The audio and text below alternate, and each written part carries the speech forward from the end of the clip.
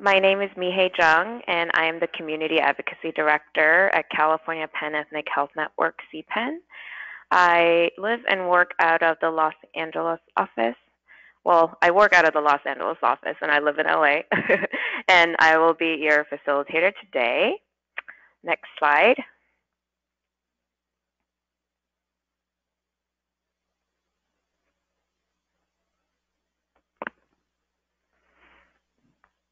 So thank you for joining the County Advocacy webinar today, which is the 7th out of an 8-part training in the Mobilizing for Health Equity webinar series. This training series is open to all, but designed to support the work of the Having Our Say Coalition. And the Having Our Say Coalition is a statewide coalition comprised of over 30 organizations that work to ensure the voices of communities of color are heard as part of healthcare policy discussions. This training session and the series was designed with Having Our Say members' input. And through this series, we hope to learn together and provide foundational knowledge and tools around health equity advocacy and policy work. We invite community-based organizations who are interested in learning about advocacy, whether that be media, social media, legislative work, budget, administrative, direct action, or anything, to join and share this webinar series. And if you'd like to learn more about the Having Our Say Coalition, on the slide you can see the website there, and also on the website you will be able to see all of the previous recorded webinars and all of the PowerPoint presentations and speakers. Next slide.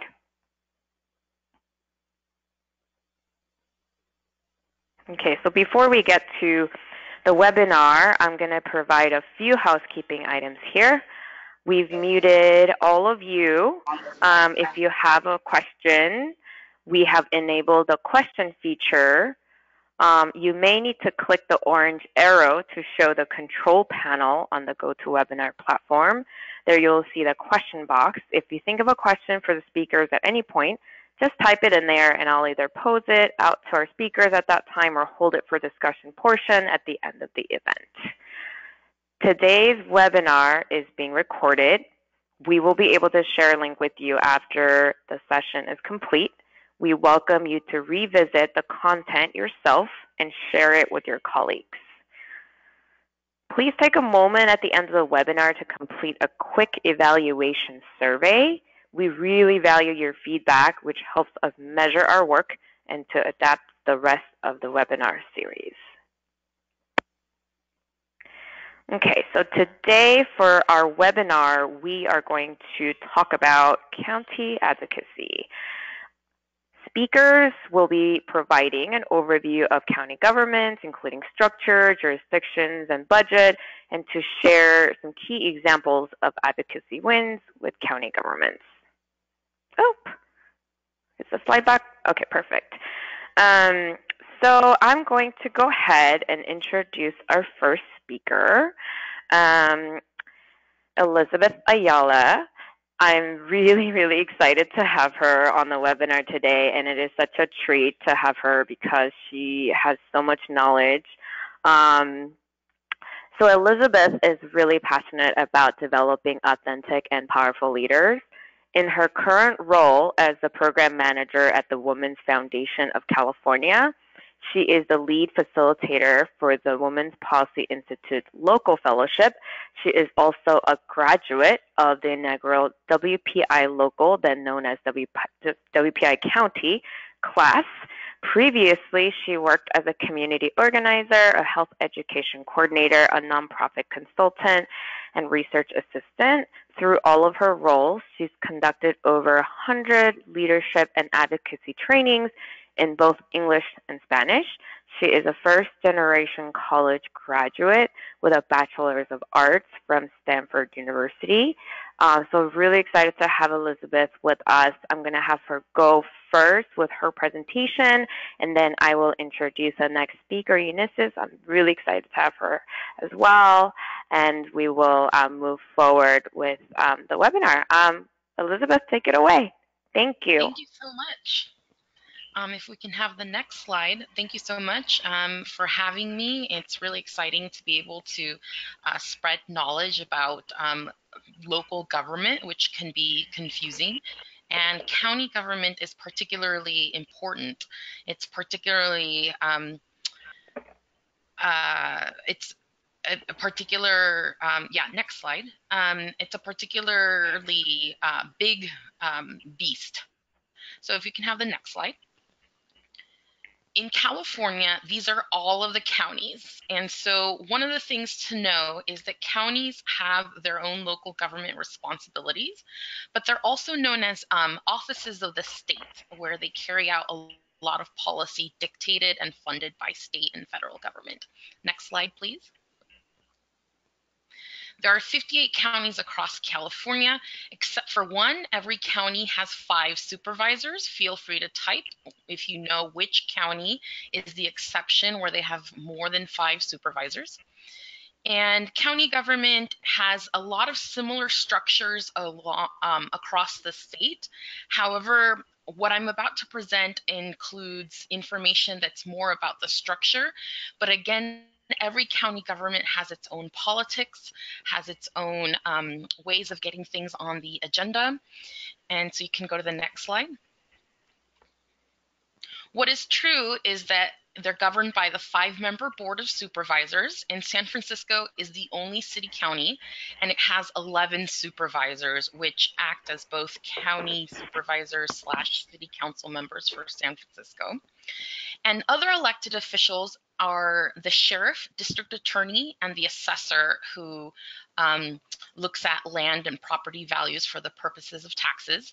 And these are mandatorily elected. So the sheriff, district attorney, assessor in every single county has to be elected and therefore is independent of the Board of Supervisors. Although the Board of Supervisors sets their budget, when it comes to a policy in the Sheriff's Department, they don't have jurisdiction over each other. Sometimes elected positions include treasurer, tax collector, auditor, clerk, recorder, surveyor, and coroner, but not in every county. So this is where you need to do research around the particular jurisdiction that you're looking at. And every county should have a chief executive officer, also known as a chief administrator, to carry out the business of the county under the Board of Supervisors mandates. Next slide, please. So this means the organizational structures are us, the voters, the electorate at the top, and we vote for, again, sheriff, DA, and assessor, and any other elected office, and also the Board of Supervisors that represent us. The sheriff, DA, and assessors is county-wide, so everyone in the county votes for that particular race. And the Board of Supervisors, I believe, except for, I believe all counties are now by district. And then those Board of Supervisors oversee the county administrator. And then the county administrator oversees a huge variety of department heads. And some of those department heads, such as the Department of Public Health, the Department of Behavioral Health, are all enclosed within the county administrator's jurisdiction. And some of those department heads that could be, depending on your county, work with public safety. So they have a lot of interaction with the sheriff and the DA. But this is where sometimes it gets tricky because, again, the sheriff and DA set their own policy, but the county board of supervisors and administrator interface with them vis-a-vis giving them budgets. Next slide, please. So there are county-wide responsibilities. The county handles these services everywhere in the county on the left-hand column. This includes elections, corrections and public safety, social services, behavioral health, public health, many of the other things that you see here, environmental health. And so these responsibilities are regardless of what part of the county you live in, regardless of whether you're in a city or unincorporated. And then if you're in an unincorporated area, the county handles municipal responsibilities, such as code enforcement, policing, where the sheriff acts as the local police, roads, parks and recreation, and libraries. Next slide.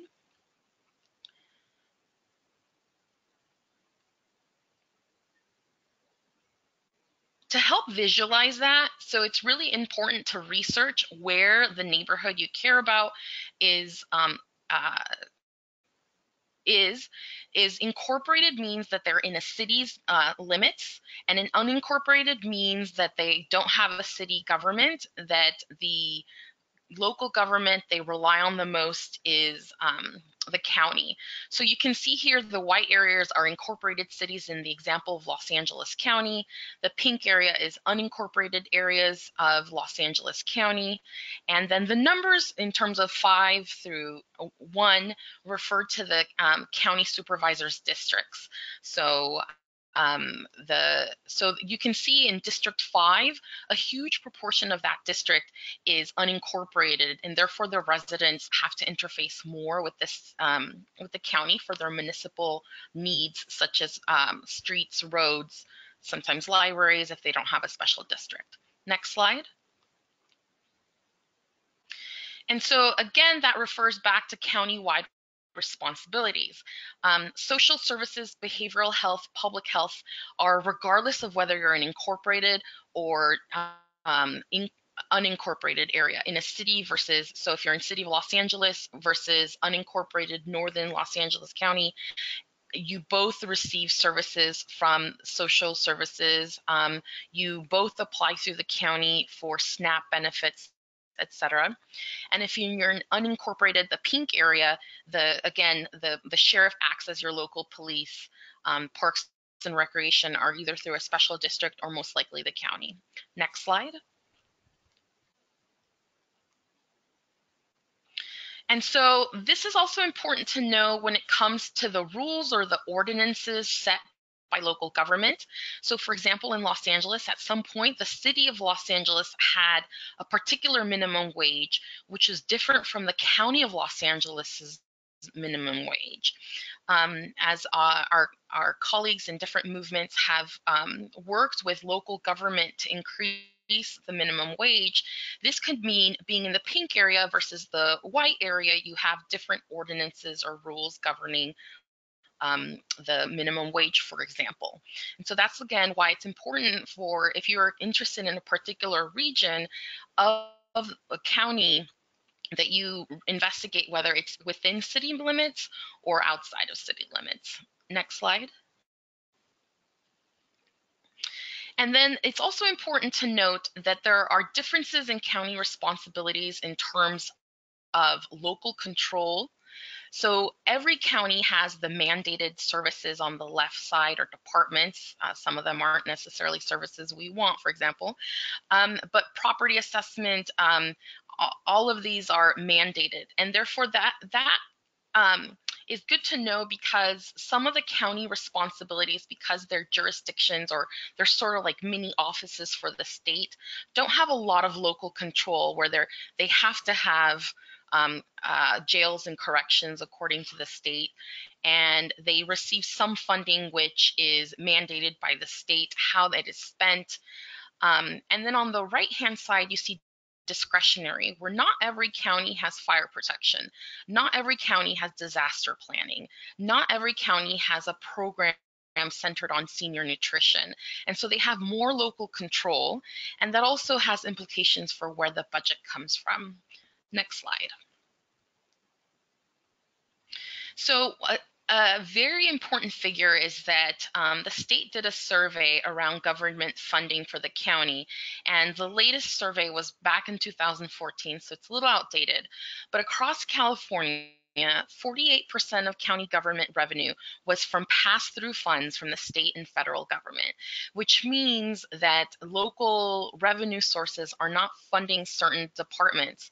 Like the majority of behavioral health departments rely on this state and federal funding, pass-through funding, which means as well that many of the county's work is mandated by the state or the federal government, or includes restrictions by the state and federal government.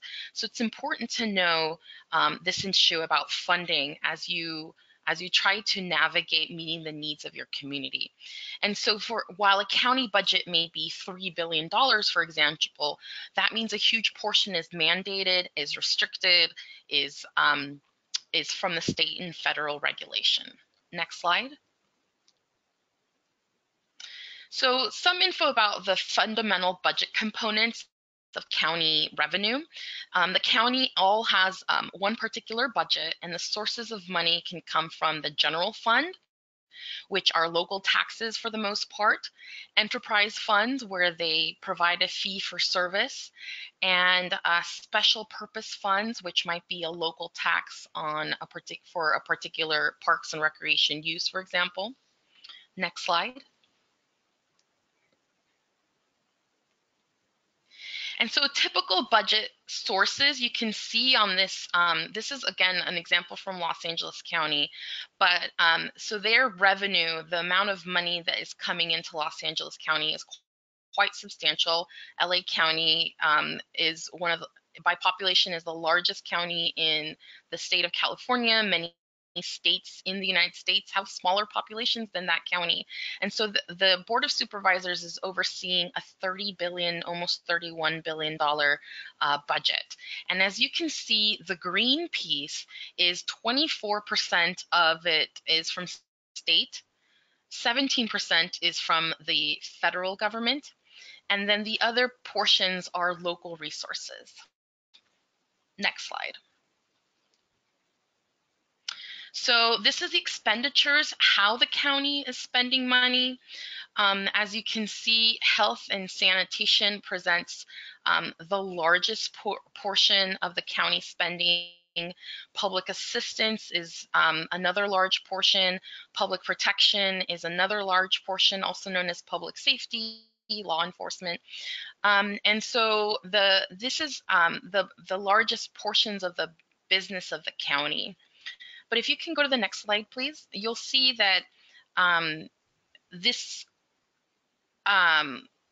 this is how local generated funds are. So local taxes support our 41% of local taxes, so not pass-through grants, is going to public protection. And that means that the money that the county has more discretion over is going to public protection. So it's really important to ask when you're seeking more services for health, what sources of funds could support the program you want the county to create, to expand. And that sometimes when a expansion of a program that you're seeking or a new program that you want to implement, the question could be perhaps there's a state match. In some instances, you could get $1 from the state for every $2 the local government spends.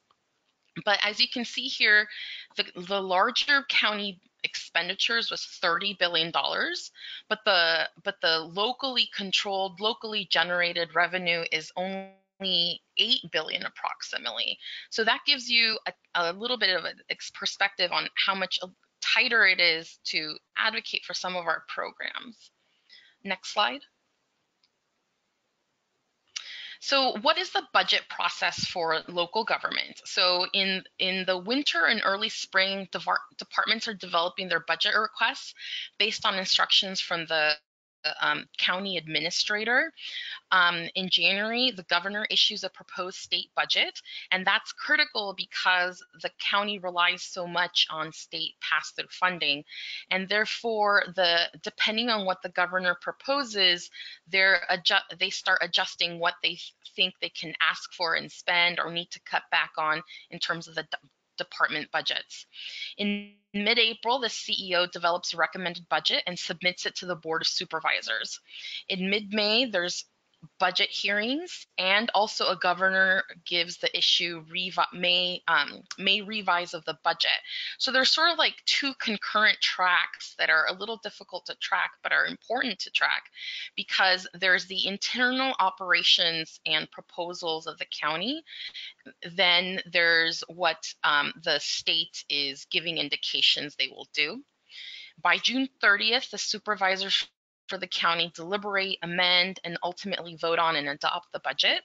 And then after June 30th into the new fiscal year, some counties create a supplemental budget where the final numbers have come in from the state and they have some incremental, mostly for the most part, incremental adjustments. Next slide. So there's a lot of places in the budget where we can insert our people and our advocate perspective. We can research to analyze proposals and develop asks. We can meet with the county supervisors, the county administrative offices, department heads to share community priorities. We can mobilize our community to participate in public hearings. We can communicate and create platforms for what we believe funds should be used for. And again, this is more generally for the locally generated funds, which we have to organize around. If you could go to the next slide, please. So the red represents, that doesn't mean we need to wait for the official public hearings in the spring. In the winter and the fall, we can meet with supervisors, department heads to do that budget research. In mid-April, we can analyze the documents they've publicly issued, meet with the supervisors. In mid-May, we can do lobbying, we can do media, we can do press conferences, we can do press releases around the documents that are being debated at the county level. And by June 30th is when the supervisors are voting on the budget. And hopefully what you have been advocating for since last fall has been incorporated into the county budget. And then there's a second chance in September where the final figures come in from the state, and perhaps there is more funding for behavioral health programs that you care about, for example, and you can have a voice in how they're directed. Next slide. So there's some advice I give to participants in the Women's Policy Institute, but is just general for everyone who wants to engage county government. Every county is different.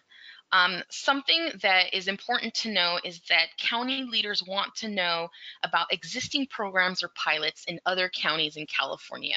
For example, you can give them data or you can give them information or the program plans about what's being done in Alameda County, about what's being done in Fresno County.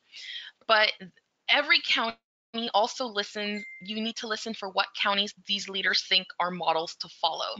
I personally live in Riverside and work remotely for the Women's Foundation of California. And so something you have to pick up on in between the lines when you meet with electeds or with the department heads is that they will say, it's important to dig around for who they think are models. In Riverside County, there are particular department heads that really like what San Diego has to say and do not like being compared to Los Angeles because Los Angeles has a larger budget, a larger population, or whatever other reason. So that's some of the in-between political digging that might be helpful to you to do. And then it's also important to know implementation of state bills versus local innovation. Are you asking the county to follow a state mandate or to try something new? If it's around implementation, it's also important to note that some state rules, new laws, new mandates are funded, some are not. And that will help you navigate when you request their adherence to the state mandate. Local innovation. Many local governments are try pilot programs, and they're more likely to innovate or try new things when you help them or advocate for them to secure grants. It's because locally sourced resources, locally provided funds, general funds are so tight. Sometimes they're more hesitant to use those local funds to try something new. And so it's important to look for innovation grants, things that will create a pilot. And then again, to remember with the county government that it's helpful to come in with a lot of research.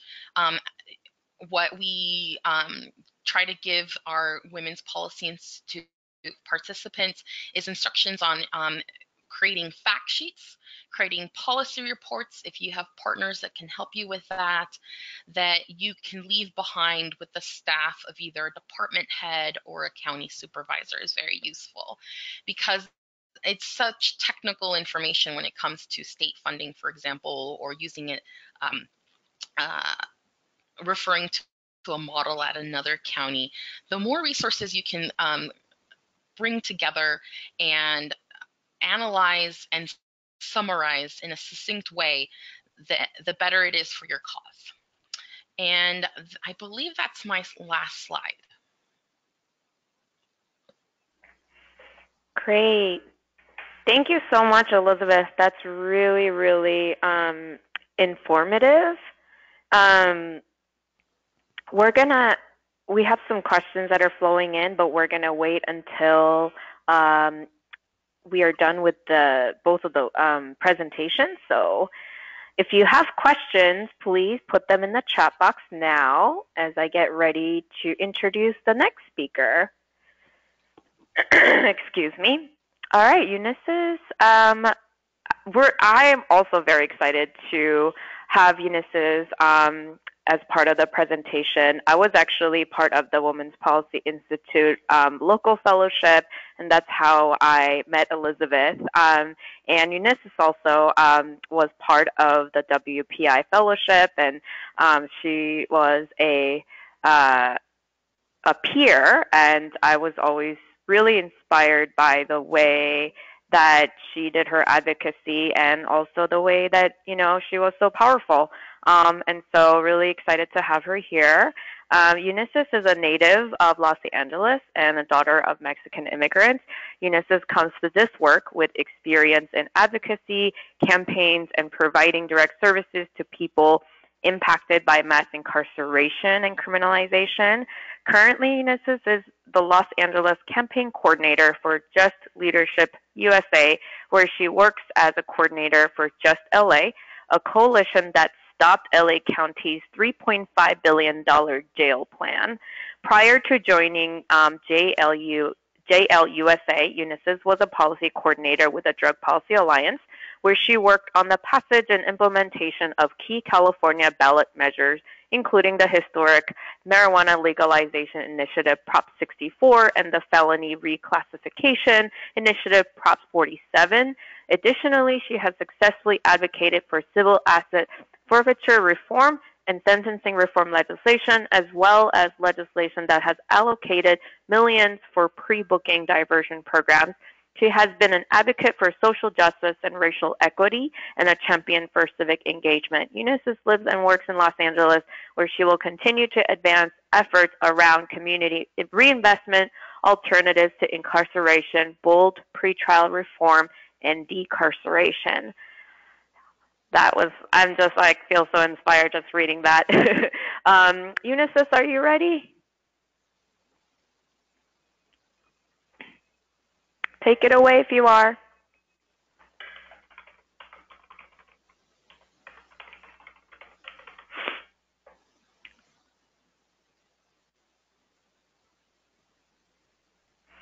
Okay, let's see if she's able to join us. I think, Ulysses, you have to unmute yourself.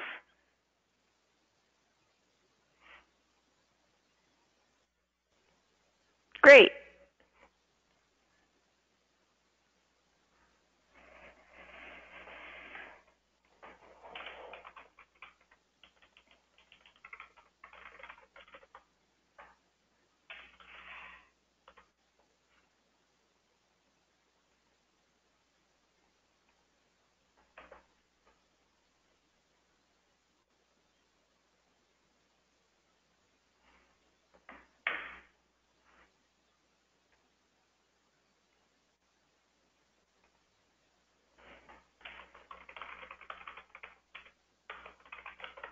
Hello, can y'all hear me? Yeah, you came through. Okay.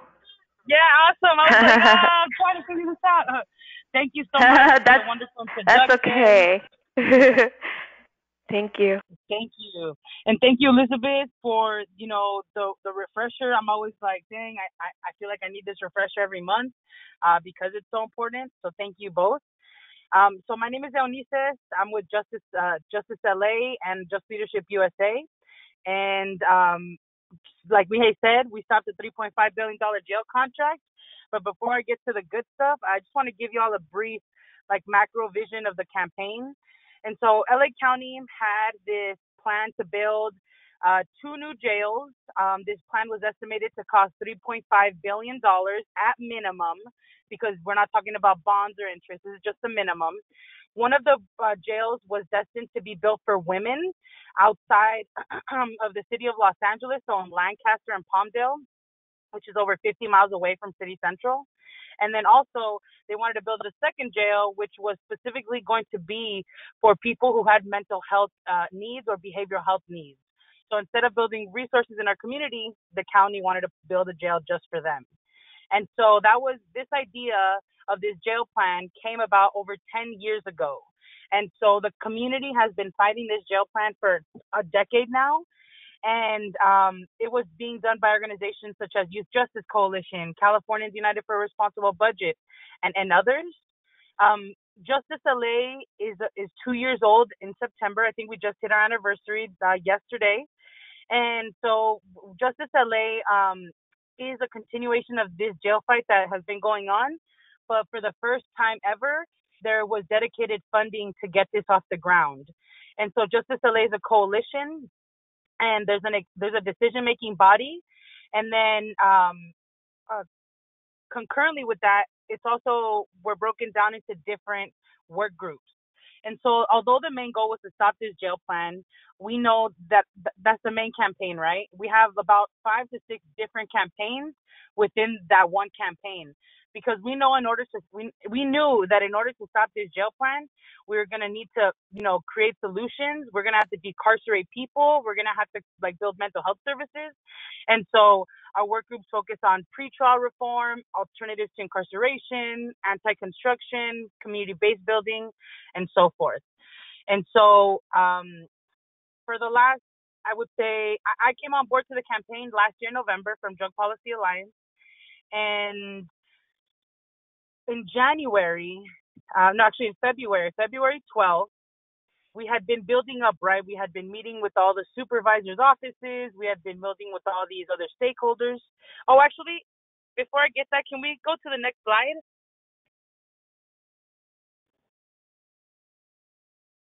Okay, so our mission.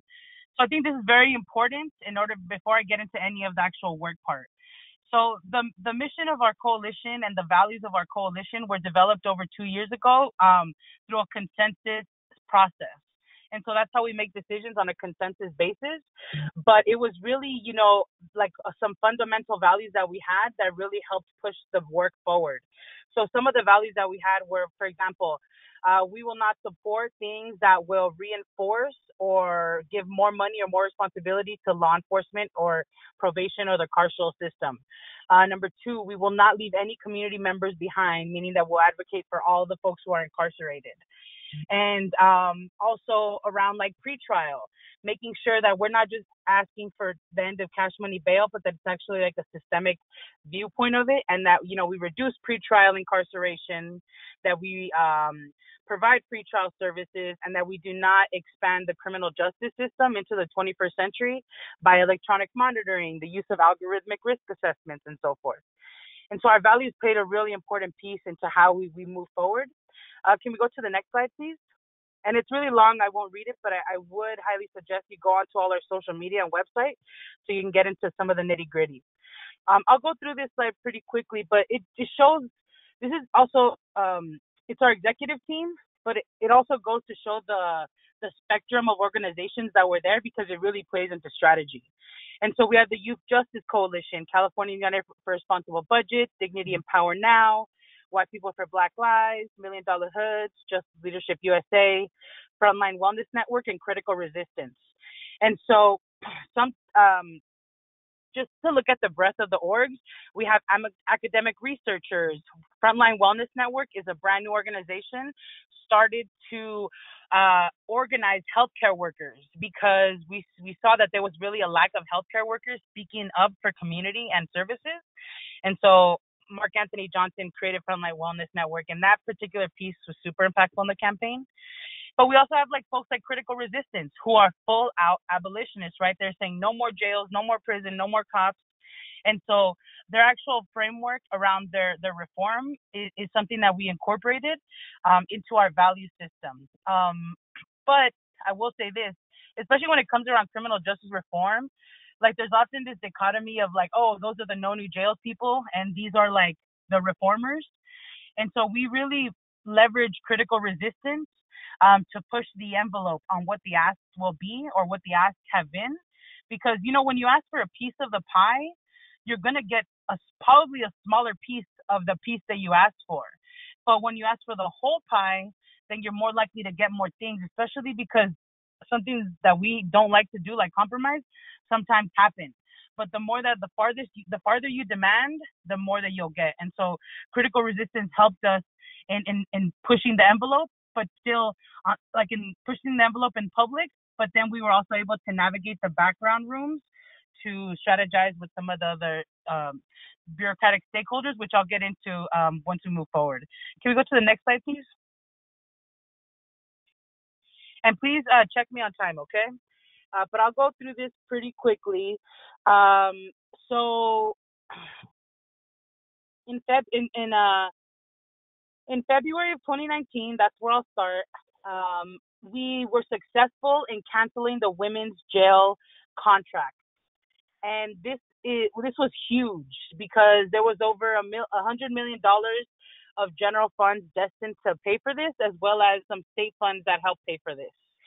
And I'll just go to say is that our team, Justice LA, we have been very strategic in the backdoor rooms. We've been told by county bureaucracies that we have made the county governmental system work better because we're having agencies and departments talking to each other that normally would have not talked to each other. And so, although we're a kick butt team, like we're amazing, but we're very small and scruffy. And so, in February, and in this jail fight, there was a lot of other dynamics that played into this that really helped us leverage stopping the women's jail. For example, $1 Million Hood put out a report saying, you know, the 5 top charges for women in the LA County jail system were all related to substance use, poverty, or, you know, property offenses. And also, we leveraged relationships with media to make sure that, like, media-wise, we could create the political landscape for supervisors to say, well, you know, it's probably not going to be best to build a women's jail. And so we worked heavily with the LA Times and other editorial boards to create that leverage room for the Board of Supervisors to make that decision. But also something I want to highlight is that a couple years ago, we got a new Sheriff Villanueva. And community supported him at the time that he was campaigning because he said, we don't need a new women's jail. We need to invest in services. And he's all like, yeah, I'm going to take ICE out of the jails and this, and that. And so community was hopeful and community supported him. So far, we've seen that he's gone 360 and not done a lot of those things, but also he has lost a lot of credibility with the Board of Supervisors. And a lot of other departments, and even within the Department of the Sheriffs themselves. And so this was extremely critical, and it was something that we needed to leverage and not let go unnoticed, but also not do much about it because he's literally shooting himself in the foot by his behavior and actions. And so prior to Justice LA, the prior Sheriff McDonald, was really the one who was spearheading the building of these jails. Him, in consultation with the Chief Executive Office, the CEO, they were the ones truly pushing this plan forward.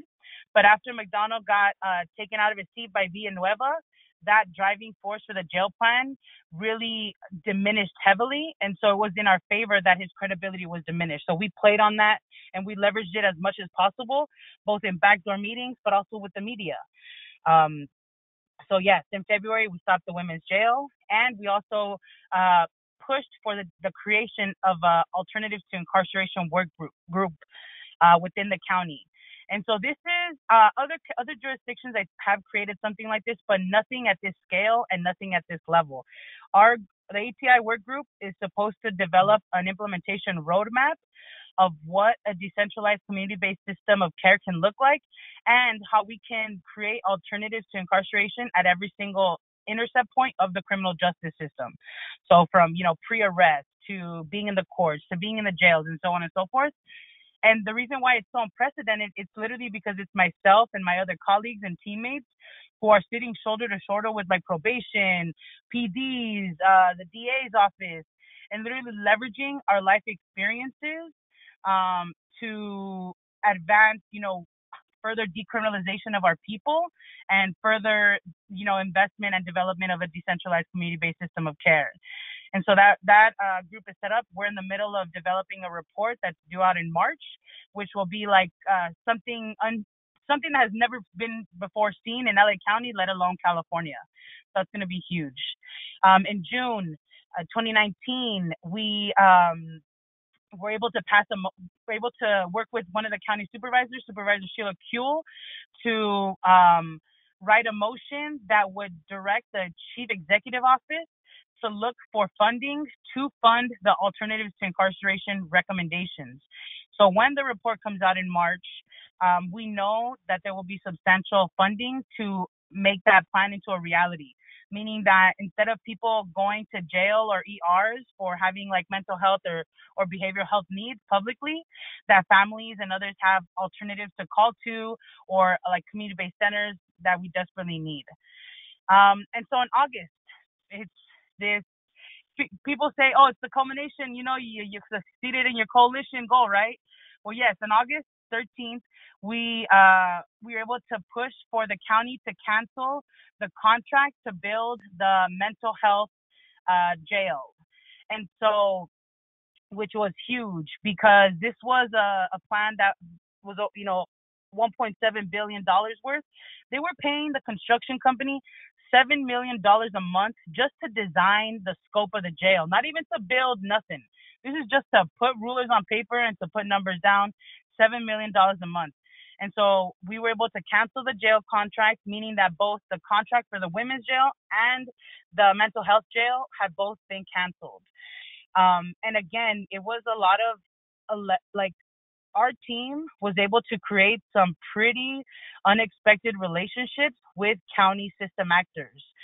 For example, we've met with all the board of supervisors, even offices who don't believe in what we believe in or what we're advocating for. But we've been able to develop like respectful relationships where sometimes like we're even giving them updates on what's happening within the county, the stuff that they don't know, which is pretty incredible. We've also have been able to develop this credibility because we are respectful and have met with folks to get meetings with like the top 3 judges in LA County, and we've actually also met several times with the chief executive office herself, the Sachi, which I think a lot of county stakeholders were surprised about the access that we had.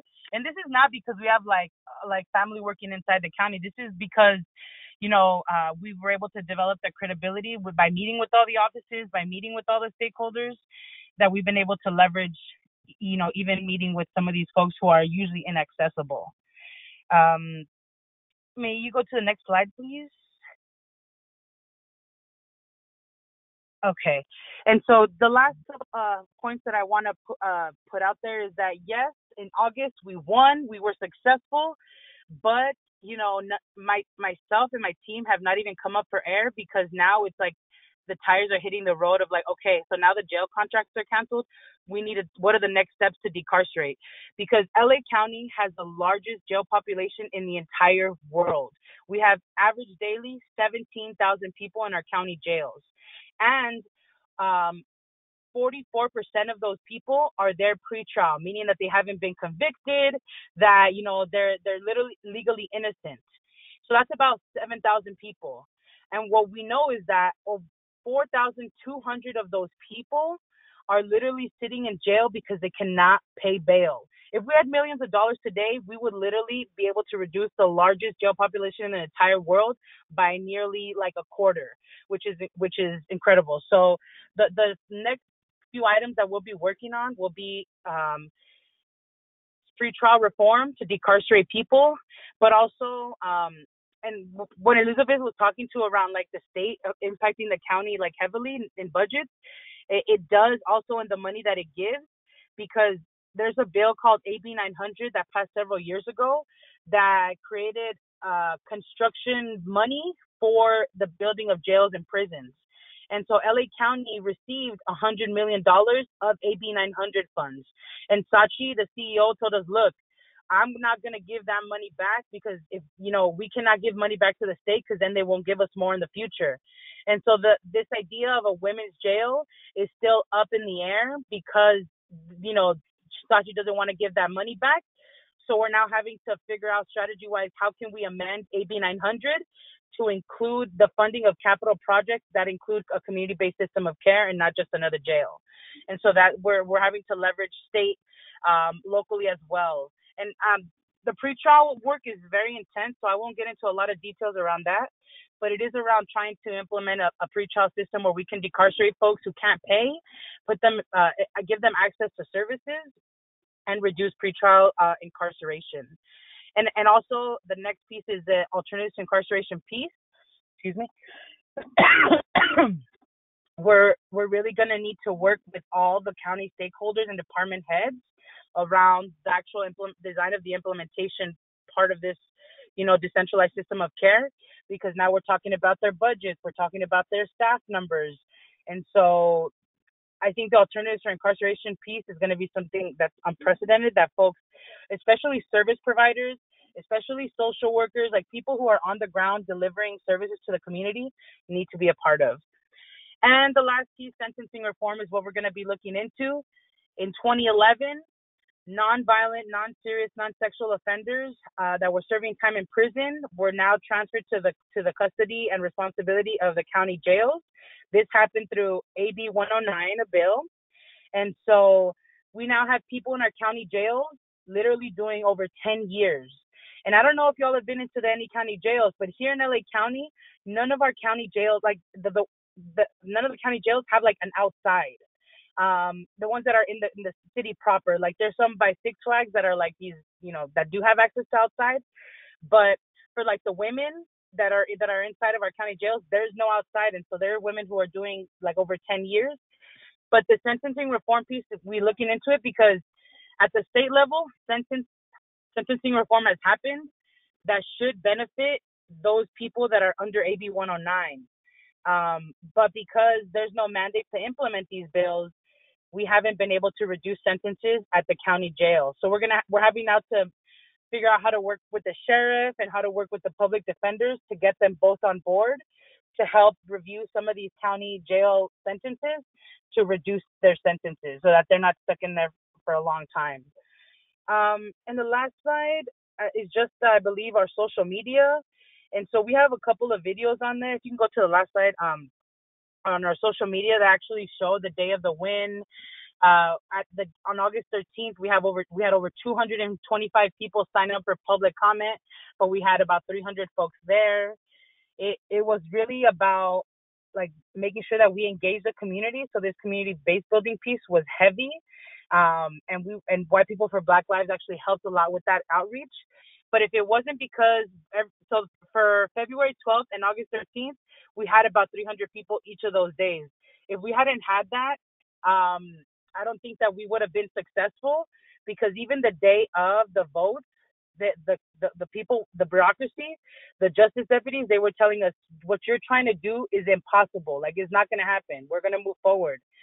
And we saw that every time things change if you like really support it with people pressure.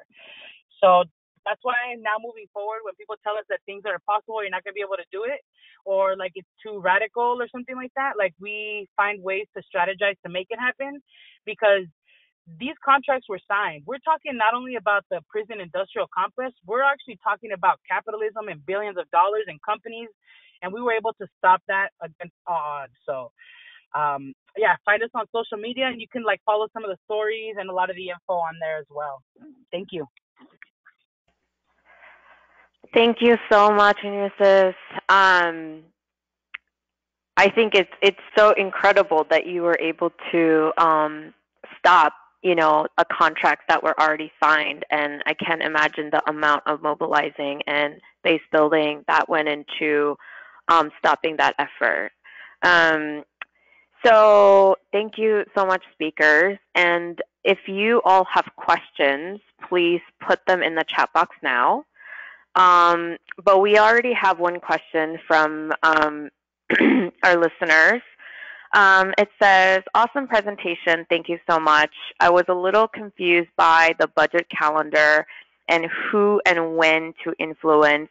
Can you clarify the roles of the CEO, the department, and the board of supervisors? What is each of their roles and how are they expected to work with each other? How do you recommend we influence each role during the budget negotiation? So there's like two questions here, and I believe this question is for Elizabeth. So I'll just repeat the first question. Can you clarify the roles of the CEO, the department, and the board of supervisors? What is each of their roles, and how are they expected to work with each other? Great question. So there's continual feedback loops. The Board of Supervisors might have a personal priority. So I, as a member of the Board of Supervisors, might say, we need to do more around mental health services. So I would communicate that priority or wish to the CEO or the chief administrator's office, and that person in turn gives feedback to the department head for behavioral health. In terms of where I can put some influence, it depends on where you might have existing relationships. Sometimes things, it really is a political choice that you make or a strategy that you make. You can go to a department head and say, I really would like to see more of this program be expanded. So some advocates begin with the department staff or the department head, and they can create a recommendation to the CEO, who then may or may not incorporate that into their recommended budget to the supervisors. And some advocates begin with the supervisors themselves or their offices. I think the choice depends on who you might have a relationship with. For example, if someone in your coalition or someone in your organization has a contract with the county, maybe they have a relationship or subcontractors because they do mental health education for the county, they might have a relationship that they might be willing to open the door to. The Sometimes people go to the county supervisors first. It just depends on where you think you have relationships. In terms of the timeline, the fall and the winter is really where the department heads are tinkering with, we need more money here, less money there. And sometimes it's based upon their expertise on the ground that they make a recommendation to the CEO, we need more money for X program. And sometimes because the supervisors have given a directive to the chief administrative officer, it trickles down to the department head. What would it look like to do A, B, or C? So there's no clear path. Unfortunately, it also depends on, perhaps you can learn about, ask around what might be a better path. If you have little information and want to start, I would say there's two kinds of, I would begin with the department head if you don't have those existing relationships, and that your approach needs to be one of collaboration. Some department heads or some department staff are not used to interfacing with the public, and so your approach should be a research approach. Tell us more about this program. I've seen in instances where there's a pot of money that's not being used. What are the barriers to this funding getting out into our community or being converted into resources? And so using an approach of learning is really important, and collaboration with the department staff. And if you don't get anywhere with the department staff, then I recommend you go to the supervisors, who you could say, we've tried learning about this, we'd like to learn more, and then they can give more directive. Great. And the second question, I think you sort of answered it, which is how do you recommend we influence each role during the budget negotiations, which I think you answered it. Yes. Did you have any more to say about that? Okay. I think a follow-up. Oh, go ahead. No, just it's a little messy. It's iterative. It is incremental.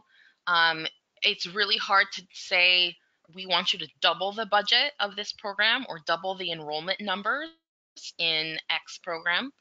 And so you can ask for a doubling of the program, but most likely it won't happen. And that it's never too late. It's best to start early in the fall, but you always have opportunities. And I've seen mobilization of 100 people to a county board of supervisor meeting create funding that we didn't think we would win. Got it. Thank you so much, Elizabeth. Okay, so we have another question, and this is for Unisys.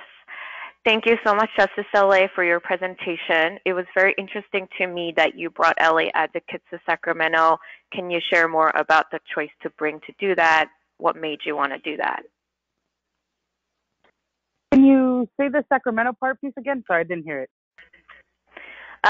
Says, it was very interesting to me that you brought LA advocates to Sacramento. Can you share more about the choice to do that? What made you want to do that? Great, thank you. So we didn't have a choice of whether going up there or not. There's just the money that was going to be used to build these jails was so intertwined with the state level, what happens at the state level, and also around pretrial. There's been a lot of legislation to pass at the state level that would have influenced and put us in a box around what pretrial would need to have looked like here in LA County. And so we didn't have a choice about going to Sacramento. It's like if we didn't go to Sacramento, we wouldn't have any influence or we wouldn't have been able to make change. And so I will say this, like the lack of capacity prevented us from going to Sacramento to prevent some harm from happening and around pretrial.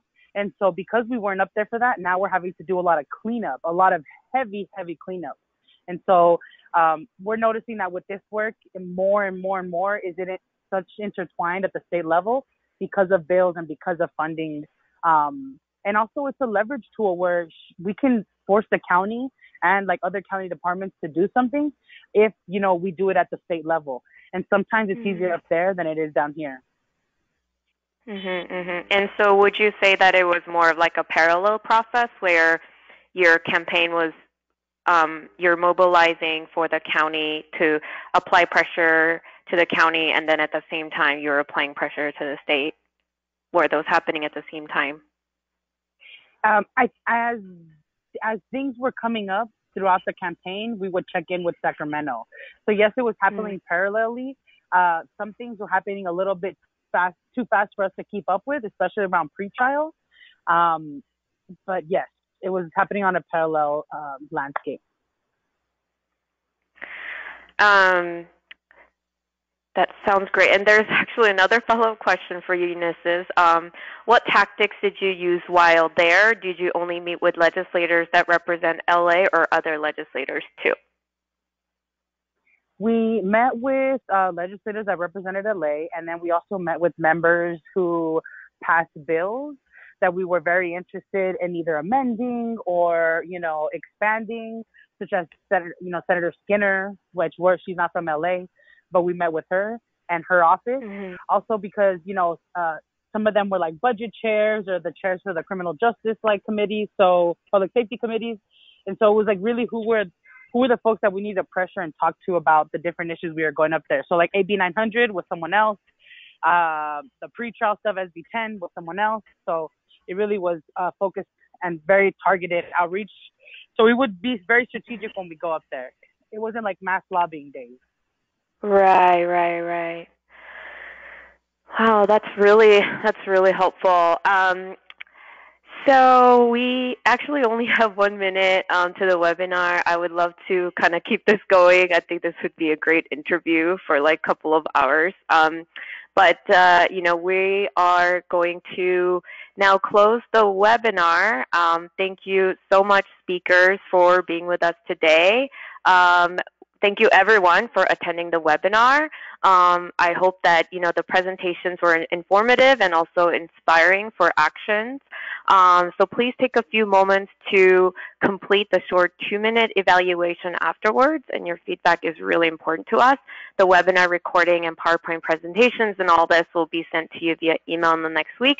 And another, in sincere gratitude for the speakers today. Thank you so much, Eunices and Elizabeth. And the rest of you, have a great day. Thank you. Thank you. Bye. A pleasure. Thank you.